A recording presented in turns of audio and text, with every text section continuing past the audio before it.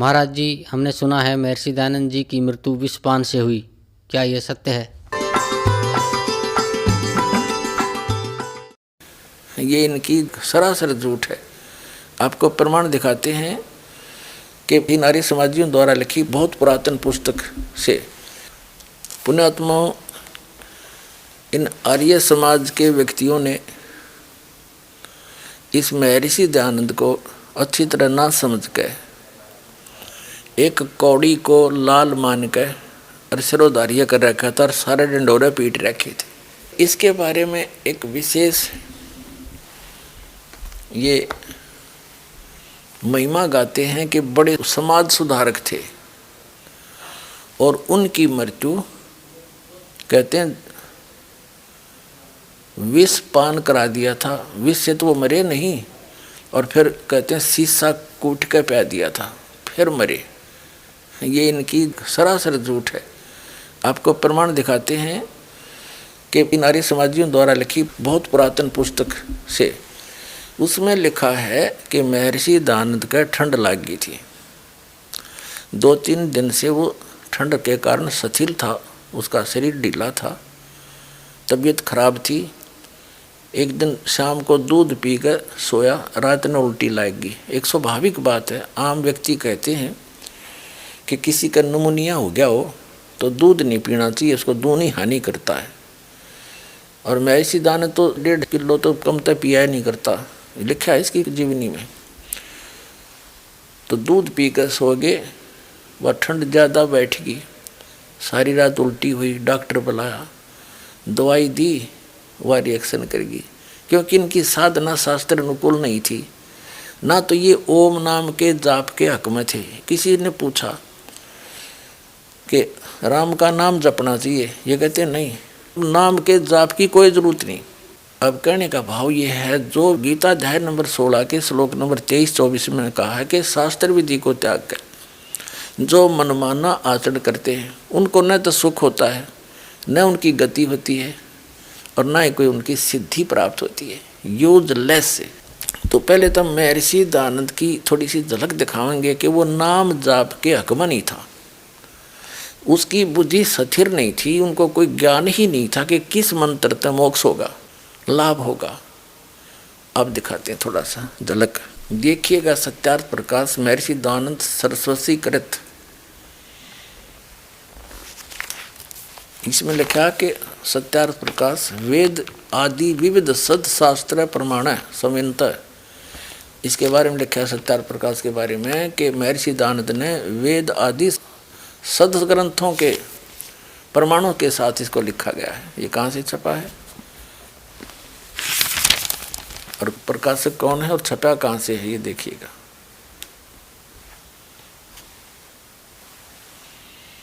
आचार्य printing press, Dayanand मठ, गोहाना मार्ग, रोहतक से।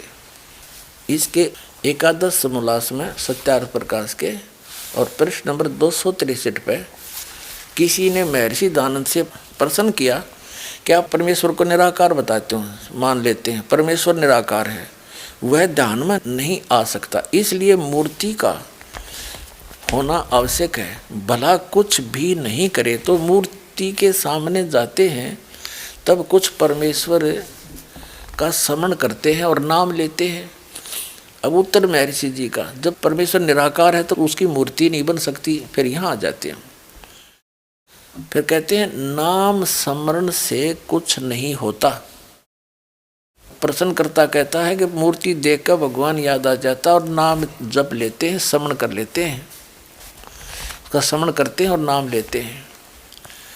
नाम स्मरण से कुछ नहीं होता, जैसे कि मिश्री कहने से मुख न मीठा और नीम कहने से कड़वा नहीं होता,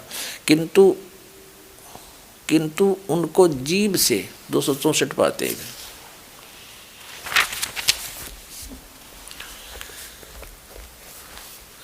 चखने से मीठा व कड़वा होता है। नाम लेने की तुम्हारी रीति उत्तम नहीं है।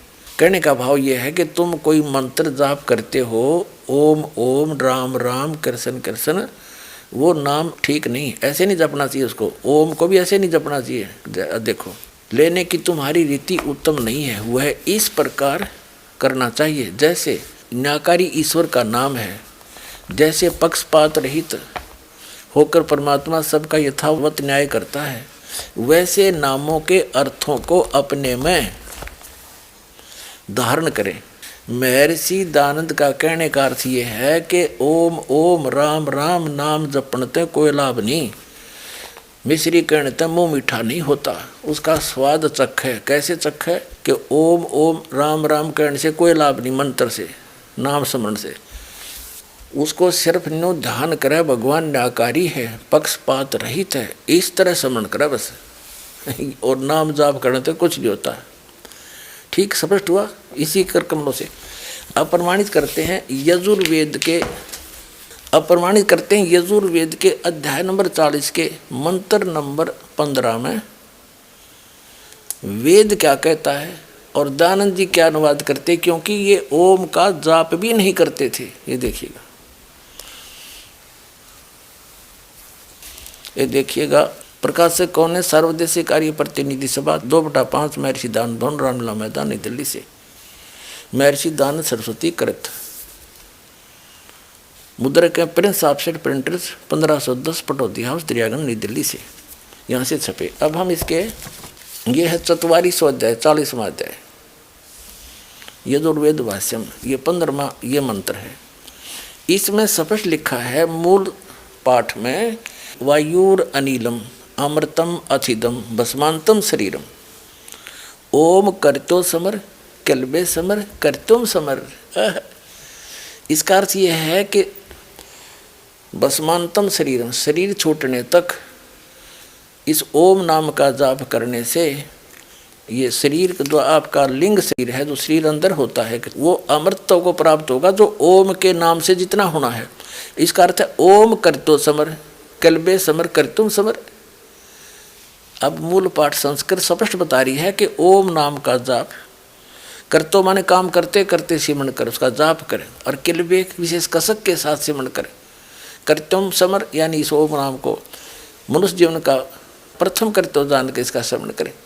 और देखो अब महर्षि दयानंद ने कैसे अनुवाद करा है, क्योंकि ये ओम नाम का जाप नहीं करता था, इसका कोई सचिर ज्ञान तो था ही नहीं, संत कोई मिला नहीं। 13 ज्ञानियों से जो खचड़ा ज्ञान कहीं कारोड़ा कहीं की इकट्ठा किया, ये 70 प्रकाश में जोड़ा, उसे भी स्पष्ट है, इसके अनुवाद से स्पष्ट है कि ओम नाम के जाप के पक्ष में नहीं था। देखो 40वें अध्याय के 15वें मंत्र का ये अनुवाद कैसे कर रहा है। कर्तो माने काम करने वाले जीव, तू शरीर छूटते समय ओम इस नाम वाच्य ईश्वर को स्मरण कर। ओम को स्मरण ना कर, इस नाम वाच्य यानी ओम नाम वाच्य ईश्वर को स्मरण कर। नहीं तो यह लिखना था, इसका सीधा अर्थ है ओम करतो समर, ओम नाम का जाप काम करते करते स्मरण करो, विशेष कसक के साथ स्मरण करो, मनुष्य जीवन का प्रथम कर्तव्य जान कर स्मरण करो। और महर्षि दयानंद कहता है काम करने वाले जीव तू शरीर छूटते समय इस नाम वाच्य ईश्वर को स्मरण करे। ठीक हो गया, उसके स्वरूप का स्मरण करे। करने का भाव ये है, इस अनुवाद से भी महर्षि दयानंद का स्पष्ट है कि ये ओम नाम के जाप के पक्ष में नहीं था। और दिखाते हैं, अब देखिएगा एक पुस्तक है महर्षि दयानंद सरस्वती का जीवन चरित्र। इसका लेखक कौन है? अमर शहीद पंडित लेखराम द्वारा संकलित प्रमाणिक उर्दू भाषा का आर्य भाषा में अनुवाद। अनुवादक कौन है इसके? आर्य महाउपदेशक श्री कविराज रघुनंदन सिंह निर्मल। संपादक है श्री पंडित हरिश्चंद्र विद्यालंकार। प्रकाशक है आर्य समाज नयाबास दिल्ली 6 स्वर्ण जयंती के उपलक्ष्य में। यह सन 1971 में छपा है। इसके 294 पृष्ठ पर ले आया मैं आपको 294 पर। जीवन चरित्र महर्षि स्वामी दयानंद सरस्वती, धर्म तथा सामाजिक प्रथाओं संबंधी प्रश्नों का समाधान। यहाँ देखो 294 पे किसी ने कहा, प्रश्न क्या कि संध्या 2 समय करनी चाहिए व 3 समय।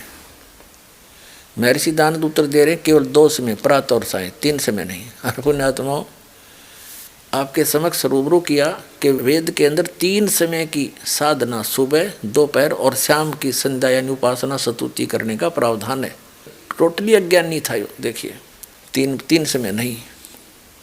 प्रश्न नंबर 11, एक बार या प्रत्येक बार मंत्र जपना या परमेश्वर का नाम लेना चाहिए या नहीं? और जैसे ब्राह्मण 1,00,000 2,00,000 मंत्र या परमेश्वर के नाम का जाप, परमेश्वर के नाम का जाप और पुरस्करण करते हैं, यह ठीक है या ठीक नहीं? उत्तर महर्षि जी का, पहचानना चाहिए जप और पशुचरण करना कुछ आवश्यक नहीं। सिद्ध हो गया। कहते परमेश्वर के नाम का जाप करना कोई जरूरी नहीं, उसको पहचाने। वैसे जैसे वो न्यायकारी है, वो पक्षपात रहित है, इस तरह का तो समाधि ला, उसमें चिंतन करें। अच्छा, अब दिखाते हैं फिर इसी पुस्तक के प्रश्न नंबर 62 पे। ये देखिएगा, ये जीवन चरित्र महर्षि स्वामी दयानंद सरस्वती, पुष्कर में धर्मोपदेश, पुष्कर में पहुंचे थे स्वामी जी। 62 पे, पाखंड छोड़कर सच्चिदानंद नाम जपो। महर्षि दयानंद कहे सच्चिदानंद नाम जपो। पुजारी ने पूजा छोड़कर डाकखाने में नौकरी कर ली। शिवदयाल ब्राह्मण, पराशरी पुरोहित, पुष्कर भूतपूर्व पुजारी, मंदिर श्री ब्रह्मा जी ने कहा कि जब स्वामी जी पुष्कर पधारे, मैं उन दिनों ब्रह्मा जी के मंदिर में पूजा करता था मैं। फिर उसने कहा कि मैंने पूछा कि स्वयं ईश्वर का जो नाम है वह मुझे बता दीजिए, क्योंकि बड़े ब्रह्मा को ही विष्णु आदि कहते हैं। तब स्वामी जी ने, महर्षि दयानंद जी ने कहा कि सच्चिदानंद यही नाम जाप किया करो और नहीं। इसका था कि तक कख भी ज्ञान नहीं था इसने। अब वेद कहते हैं 40वें अध्याय का 15वें मंत्र में स्पष्ट है कि ओम कर्तु समर किलबे समर, कर्तुम समर, वायु अनिलम अमर्थम अथिदम भस्मांतम शरीरम, शरीर के नाश होने तक। और यही सूक्ष्म वेद में परमेश्वर ने आके बताया कबीर जी ने कि नाम उठत नाम बैठत नाम सोत जागरे, नाम खाते नाम पीते नाम से ती लागरे, राम नाम रटते रहो। कबीर साहब कहते हैं उस सत नाम को जपते रहो। सच्चा नाम है 2 अक्षर का, और तीसरा उसार नाम है ये निज नाम, निज नाम रटते रहो। जब तक घट में प्राणी, कभू तो दीन दयाल के, भनक पड़ेगी कान। और यही प्रमाण, क्योंकि चारों वेदों का सारांश श्रीमद् भगवत गीता है। इसके अंदर गीता ज्ञान दाता श्री कृष्ण में प्रवेश करके ये ब्रह्म बोल रहा है। ये कह रहा है 8वें अध्याय के 13वें श्लोक में। देखिएगा, ये श्रीमद् भगवत गीता, जयदयाल गोविंद का इसके अनुवादक हैं, गीता प्रेस गोरखपुर से प्रकाशित है। यह अध्याय नंबर 8 श्रीमद् भगवत गीता का। और यहाँ देखिएगा 13वां मंत्र है, ये 13वां। इसमें लिखा कि ओम इति एकाक्षरम ब्रह्म व्यवहारण माम अनुसमरन, ये प्रियाति तजन देहम स याति परमाम गतिम। ये कहता है कि मुझ ब्रह्म का ओम इति एकाक्षरम, ओम यह एक अक्षर है, उच्चारण करके सिमरण करता हुआ यह प्रियाति तजन देहम, जो शरीर के अंत तक, शरीर छोड़ते समय इसका जाप करता हुआ जाता, सयाति परमाम गतिम, जो इस ओम मंत्र से जो राहत मिलनी है उसको अंतिम सांस तक जाप करने वाले को मिलेगी। यहाँ इसका अनुवाद है ओम ओम। ठीक है, जो ये लिखा कि जो पुरुष ओम इस एक अक्षर ब्रह्म को उच्चारण करता हुआ, जाप करता हुआ, समझो मुझ निर्गुण ब्रह्म का चिंतन करता हुआ शरीर को त्याग जाता है, वह पुरुष परम गति को प्राप्त होता है। अब हो गया सिद्ध कि वेद बताते हैं ओम का जाप करो और गीता बताती है ओम का जाप करो, नथिंग एल्स। गीता जी में 17वें अध्याय के 23वें श्लोक में और स्पष्ट किया है। ये तो गीता ज्ञान दाता ये तो बता रहा है मेरा सिमरन है ओम नाम का, इससे ब्रह्मलोक प्राप्ति होती है। वहाँ गए हुए प्राणी भी वापस आते हैं, जन्म मृत्यु होती है। फिर गीता ज्ञानदाता कहता है कि अर्जुन 18वें अध्याय के 62वें श्लोक में कि अर्जुन तू सर्वभाव से उस परमेश्वर की शरण में जा, उसकी कृपा से तू परम शांति को, सनातन परम धाम को प्राप्त होगा। और अपने विषय में गीता ज्ञानदाता कहता है 4थे अध्याय के 5 और 9 में, दूसरे अध्याय के 12वें श्लोक में गीता जी में, और 10वें अध्याय के दूसरे श्लोक में कि अर्जुन तेरे और मेरे बहुत जन्म हो चुके हैं, तू नहीं जानता, मैं जानता हूँ। इसे सिद्ध है कि ये भी जन्म मृत्यु में, इसके उपासक भी जन्म मृत्यु में। इसलिए 15वें अध्याय के 4थे श्लोक में कहा कि तत्वदर्शी संतों की खोज करके उसके पश्चात परमेश्वर के उस परम पद की खोज करनी चाहिए, जहाँ जाने के बाद साधक फिर लौटकर कभी संसार में नहीं आते। 4थे अध्याय के 34वें श्लोक में बताया कि तत्व ज्ञान को जो परमात्मा स्वयं आकर ज्ञान देता है। 4थे अध्याय के 32वें श्लोक में वो सच्चिदानंद घन ब्रह्म की वाणी में लिखा जाता है, कबीर वाणी में, वो तत्व ज्ञान है। उस तत्व ज्ञान को 4थे अध्याय के 34वें श्लोक में कहा, उस तत्व ज्ञान को तू तत्वदर्शी संतों के पास जाकर समझ, उनको दंडवत प्रणाम करने से, नम्रतापूर्वक कपट छोड़कर प्रसन्न करने से वो तत्वदर्शी संत तुझे उस परमात्मा का ज्ञान कराएंगे, वो तत्व ज्ञान कराएंगे।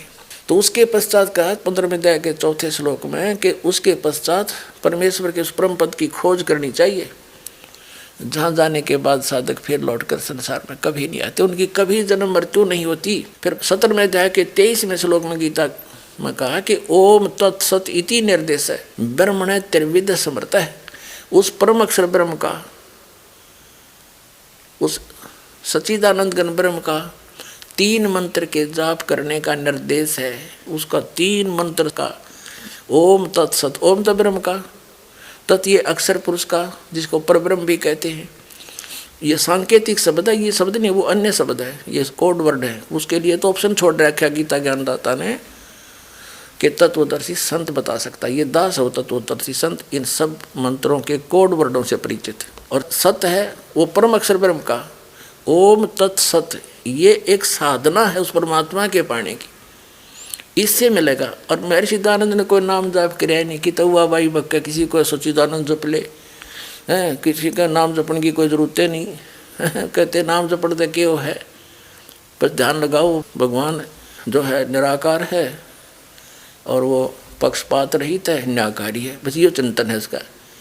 और जिस कारण से गीता अध्याय नंबर 16 के श्लोक नंबर 23-24 में कहा कि शास्त्र विधि को त्याग कर जो मनमाना आचरण करते हैं उनको न तो गति होती है, न मोक्ष होता है, न कोई सुख प्राप्त होता है, अर्थात दुर्गति को प्राप्त होता है। इसलिए महर्षि दानंद की ये दशा हुई, आपको दिखाते हैं।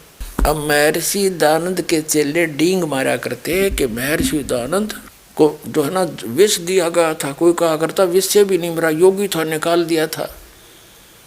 फिर उसको कांच घोल कर गिलास और वो प्या गया था। कोई बात हुई, कांच घोल कर प्या, दिखे नहीं आदमी गए, महसूस तो होगा।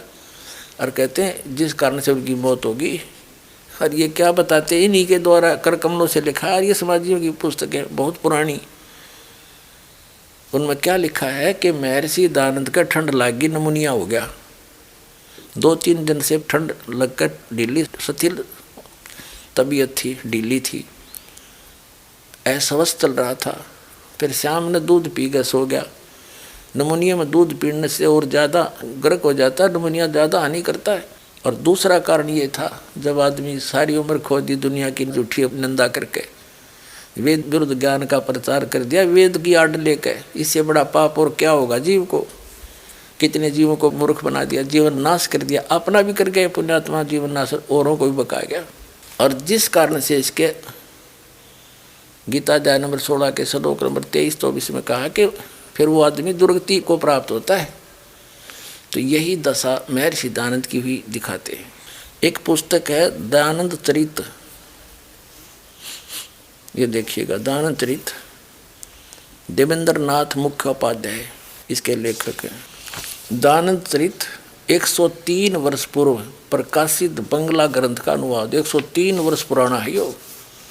लेखक हैं श्री देवेंद्र नाथ मुखोपाध्याय, अनुवादक हैं बाबू घीसाराम MA LLB, संपादक हैं डॉक्टर प्रोफेसर भवानी लाल भारती। और ये यहाँ से छपा आर्य साहित्य भवन, विजय कुमार गोविंद राम अंसानंद। ये मुद्रक कौन है इसके? नवशक्ति प्रिंटर्स, दिल्ली। इतना ठीक है। ये पुस्तक दानंद चरित के 12 परिच्छेद में 12 परिच्छेद के पृष्ठ नंबर 216 पे लिखा है, पंचम मास में दानंद के ऊपर, 5वें महीने में दानंद के ऊपर विपत्ति के ऊपर विपत्ति आने लगी। ठीक है। उनके आश्रम में चोरी होगी, फिर यहाँ आ जाते हैं। उसके पश्चात अश्वनी मास में आसुज के महीने में स्वामी जी को एक दिन ठंड लग गई। उस दिन बृहस्पतिवार और एकादशी थी। ठंड के कारण शरीर के अस्वस्थ होने से चतुर्दशी की रात को दानंद केवल दूध पान करके सो गए। रात्रि में 2-3 बार वमन हुई, परंतु वह किसी से भी कुछ न कहकर स्वयं ही आचमन करके सोते रहे। प्रातःकाल उठकर भ्रमण करना दानंद का दैनिक अभ्यास था, परंतु उस दिन अपेक्षाकृत विलंब से उठे और उठकर एक बार वमन हुई। इस प्रकार वमन पर वमन होने से दानंद के मन में संदेह हुआ। उन्होंने इच्छापूर्वक बहुत सा जलपान करके और एक बार वमन की, परंतु उससे भी उनकी वमन निवृत्ति नहीं हुई। उनके उदर में सूल की पीड़ा आरंभ हो गई, इसलिए डॉक्टर सूरजमल को बुला गया। सिद्ध हो गया, स्वामी दानंद को एक दिन ठंड लगी और फिर चतुर्दशी को, अमावस्या के दिन, आसज मास के अश्वनी मास के स्वामी जी को एक दिन ठंड लगी। उस दिन एकादशी थी और फिर चतुर्थी को, चतुर्दशी को, 14 को, 4 दिन पाछे दूध पी के सो गया। ठंड लग रही थी, बस इतना लेना इससे हमने।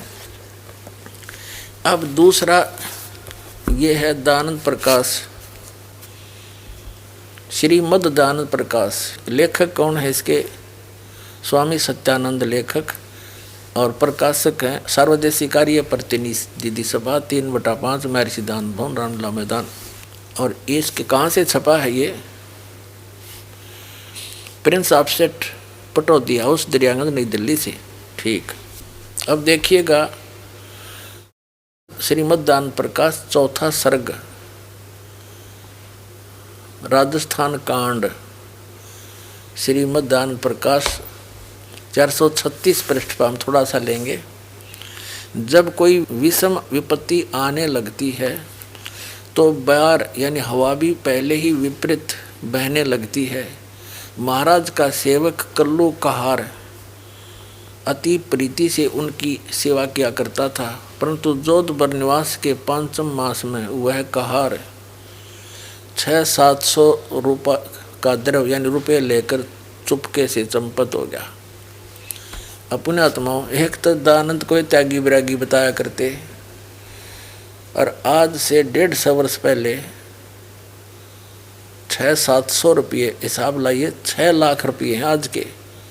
तो शर्मा मारा था त्यागी विरागी, उड़ा दरिया बैठा था, उठा लेगा कल्लू। अब उसके बाद फिर क्या होता है देखो, 437 पृष्ठ पे, 437 पृष्ठ पे राजस्थान कांड में महाराज का स्वास्थ्य 4 दिन से कुछ शिथिल था, ढीला था। अश्वनी बदी चतुर्दशी संवत 1940 को रात्रि समय महाराज ने अपने रसोइये से दूध लेकर पान किया, फिर सो गए।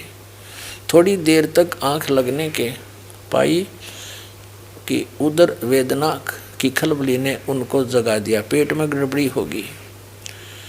उसी विकट व्याकुलता में उन्होंने 3 बार वमन की। आप ही जल आदि लेकर कुल्ले करते रहे, पास सोए सेवकों को जगाकर कष्ट नहीं दिया। अब लोगों ने डॉक्टर सूर्यमल को बुलाया। उन्होंने उल्टी बंद करने की औषधि देकर श्री महाराज से पूछा, आपका स्वास्थ्य अब कैसा है? उन्होंने कहा, पेट में प्रबल पीड़ा हो रही है, मुंह भी सूख रहा है। तत्पश्चात डॉक्टर महाशय ने प्यास रोकने की का भी औषधि दिया। ठीक है। अब उनकी सारी देह में दाह लगी हुई थी, आग सी लग रही थी, रह रहकर भयंकर सूल उठता था दर्द।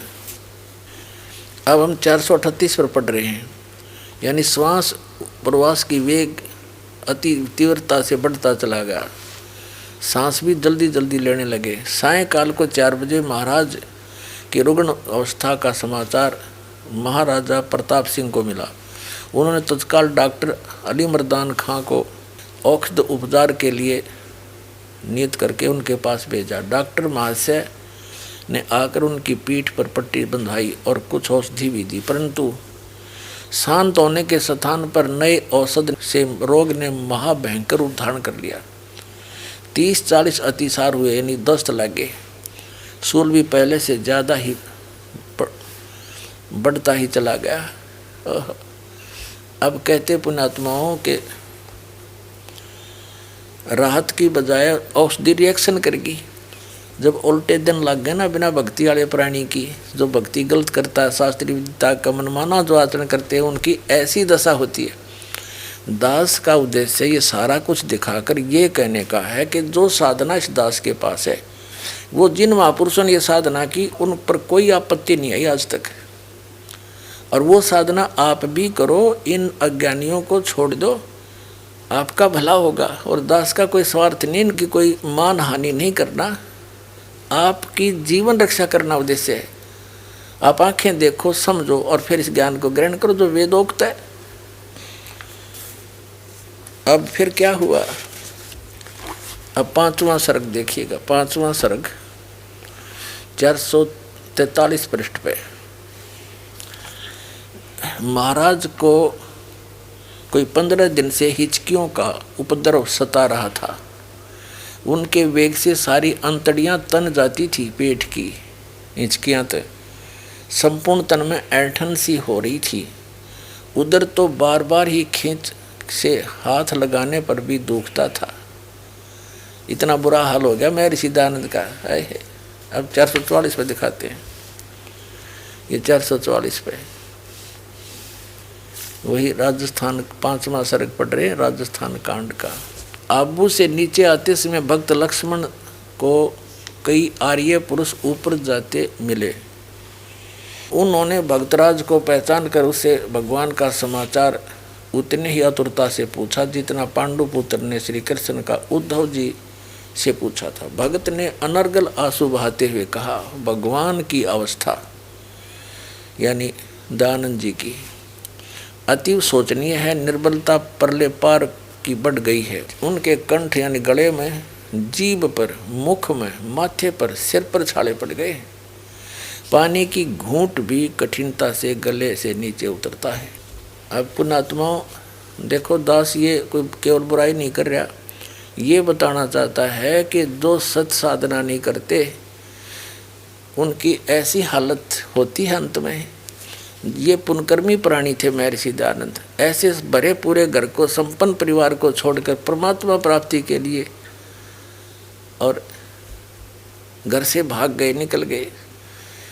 और वहाँ इन 13 अज्ञानी गुरु करे जिनका कोई सिर पैर नहीं था ज्ञान का। उसी ज्ञान को आधार मानकर इन्होंने अपना जीवन नाश किया और सत्यार प्रकाश नामक पुस्तक लिख के लाखों को और डबो गया। तो दास कहना चाहता है कि अब समझ लो, पीछे हुई सो हुई, इतनी सी बात। और कोई दास का उद्देश्य नहीं कि मैं इंसल्ट करना, ये तो आपके लिखी पढ़ रहा हूँ और सुना रहा हूँ। देखो क्या हालत तो ये बताइए, कोई भक्ति का फिर क्या लाभ हुआ इनको? गले में, जीभ पे, मुख में, माथे पे, सिर पर छाले पड़ गए। पानी का घूंट भी कठिनता से गले से नीचे उतरता है। अब देखो 445 पर, ठाकुर भोपाल सिंह स्वामी जी के साथ जोधपुर में भी थे। आपने उनकी सेवा में रात दिन नहीं देखा। यद्यपि आप जिला अलीगढ़ के भूमिहार ठाकुरों में से एक प्रतिष्ठित ठाकुर थे, परंतु उन्होंने महाराज की उल्टियों को, वमनों को अपने हाथ से उठाकर दूर बाहर फेंका। वे महाराज यानी महर्षि दयानंद का मूत्र पुरसी तक उठाते थे, जिसमें पेशाब कर वहीं लोटा रख दिया था। अपनी गोद में उठाकर उनको शौच स्थान में ले जाते थे। टट्टी यानी गुसल खाने में ले जाते। कई बार उनके हाथों पर ही अतिसार यानी दस्त हो गए। वे उनके मलमूत्र के वस्त्रों को भी धोते। जो भी गुरु सेवा में कोई आदर्श सेवा करता है वह करते। ठाकुर महाशय ने की और रातों जाग कर की। अब क्या है कि ऐसी दुर्दशा होगी सत्साधना ना करने से महर्षि दयानंद की। उनका मलमूत्र समय को समय निकल जाता था वस्त्रों में, उल्टी पे उल्टी पड़ रही थी, सारे छाले पड़ गए थे मुंह में, जीभ में, गले में, माथे पे हैं। तो पुण्यात्माओं, सत साधना ना करने से मनमाना आचरण किया इसने, वेदों का आधार नहीं माना, नाम वेदों का लिया। अब देखो इसी 445 पृष्ठ पर हम पढ़ रहे हैं, यहां तक पढ़ दिया। कार्तिक कृष्णा द्वादशी से फिर डॉक्टर लक्ष्मण दास जी की औषधि आरंभ हुई। भक्त लक्ष्मण दास नियत समय पर दल बदल कर औषधि देते, पर आप भी अधिक समय वहाँ रहते, परंतु सभी प्रयत्न निष्फल हो जाते। कोई भी औषधि लगती नहीं थी। पल पल घिड़घड़ी और दिन दिन में महाराज रोग भीषण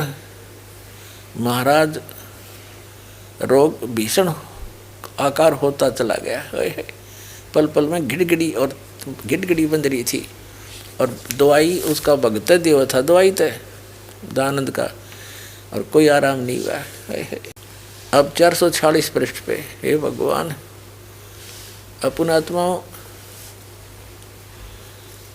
कहते हैं श्री मन महाराणा सज्जन सिंह ने उदयपुर से पांड्या मोहनलाल जी को पूज्य पाद की कुशल समाचार पूछने के लिए भेजा। पांडे जी ने जब आकर देखा, उनके फेफड़े काश श्वास से धोंकने की भांति धोंक रहे थे, खांसी थे फेफड़े, और अंतकालीन वेदना से उनका बदन व्यथित था। अब 446 पर नीचे आ गए हम, यहाँ देखते हैं। कार्तिक कृष्णा 14 को महाराज के शरीर पर नाभि तक छाले पड़ गए। ओहो, सारे पेट पर भी आगे पड़ गए थे। उनका जी घबराता था, गला बैठ गया था, श्वास प्रवास के वेग से उनकी नस नस हिल जाती थी, सारी देह में आग सी लगी हुई थी, दाह सी लगी हुई थी। ओए होए होए। अब 400 का गणा ना पढ़, हम थोड़ा सा पढ़ लें, बाकी तुम पढ़ लियो ले के इसने जन्ना जत है। 451 पृष्ठ पर राजस्थान कांड हम पढ़ रहे हैं, श्रीमद दयानंद प्रकाश का। नीचे देखें, आरत भारत के भाग्य का भानु यानी सूर्य भगवान दयानंद, निराकार करने वाले दयानंद को भगवान बोल रहे हैं। कार्तिक अमावस्या संवत 1940 विक्रमी मंगलवार को सायं 6 बजे एकाएक काल कराल रूप अस्ताल की ओट में हो गया। यानी संवत 1940 सन 1883 में इनकी मृत्यु होगी। एक महीना तक, एकादशी से लेकर अमावस्या तक 1 महीना महर्षि दयानंद की ये हालत रही। और ऐसे दुर्गति से यानी ऐसी बुरी दशा होकर मृत्यु हुई। कलेजा मुँह को आता हमारा भी। तो पुण्यात्मा परमात्मा कहते हैं कि जो सत साधना नहीं करते, मनमाना आचरण करते, हमारे सदग्रंथ बताते हैं, उनको कोई लाभ नहीं होता। तो पुण्यात्माओं, इससे बचना चाहते हो, सत भक्ति करना चाहते हो, तो इस दास के पास वो यथार्थ भक्ति है। वेदों अनुकूल, शास्त्र अनुकूल, सदग्रंथों के अनुकूल अपना कल्याण कराओ और जीवन सफल बनाओ। सत साई।